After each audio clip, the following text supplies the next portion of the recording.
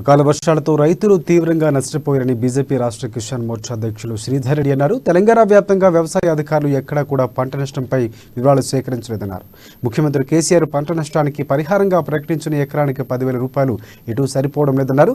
ప్రధానమంత్రి ఫసల్ బీమా యోజన అమలు చేయకపోవడంతో తెలంగాణలో అనేక మంది రైతులు నష్టపోయారని, ఇప్పటికైనా రాష్ట్ర ప్రభుత్వం ఫసల్ బీమా యోజన అమలు చేయాలని అన్నారు.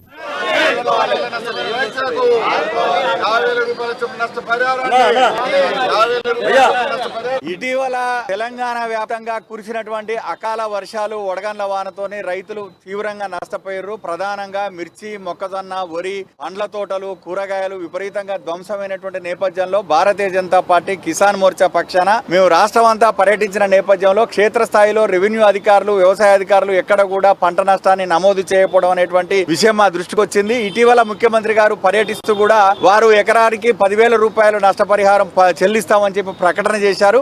అయితే ఆ 10,000 రూపాయల నష్టపరిహారం రైతులకు ఎటువంటి సందర్భంలో కూడా సరిపోయేటువంటి అవకాశం లేదు. భారతీయ జనతా పార్టీ కిసాన్ మోర్చా పక్షాన మేము 50,000 రూపాయలు ఎకరానికి ఇవ్వాలని చెప్పి డిమాండ్ చేస్తా ఉన్నాం. ఈ రోజు ముఖ్యమంత్రి గారు ప్రకటిస్తా ఉన్నారు 10,000 రూపాయల నష్టపరిహారం. అది ఏ మూలకు కూడా సరిపోదు. గౌరవ ప్రధాని నరేంద్ర మోడీ గారు ప్రధానమంత్రి ఫసల్ బీమా యోజన అమలు చేస్తే తెలంగాణలో దాన్ని సైంధవ పాత్ర పోషించి అడ్డుకోవడం వల్ల ఇలా రైతులకు ఇటువంటి విపత్కర పరిస్థితులు వచ్చినప్పుడు ఆదుకునేటువంటి అవకాశాన్ని కోల్పోయాం. నిన్న హరీష్ రావు గారు మాట్లాడుతూ ఉన్నారు ప్రధానమంత్రి ఫసల్ బీమా యోజన గుజరాత్ లో అమలు కావట్లేదని. హరీష్ రావు గారు తెలుసుకొని మాట్లాడాలి. అక్కడ స్థానిక పరిస్థితుల దృష్ట్యా అక్కడ విజయ్ రూపాని గారు ముఖ్యమంత్రి గారు కిసాన్ సహాయ యోజన పేరుతో బీమా పథకాన్ని తీసుకొచ్చారు. ఇక్కడ నేను అడుగుతా ఉన్నాను కిసాన్ మోర్చా పక్షాన, రైతుల పక్షాన, ఇలా కేసీఆర్ గారు ఈ ప్రభుత్వం తరఫున ఏ రకమైన పంటల బీమా యోజన తీసుకొచ్చారని అమలు చేస్తా ఉన్నా. ఇటీవల తెలంగాణ వ్యాప్తంగా కురిసినటువంటి అకాల వర్షాలు,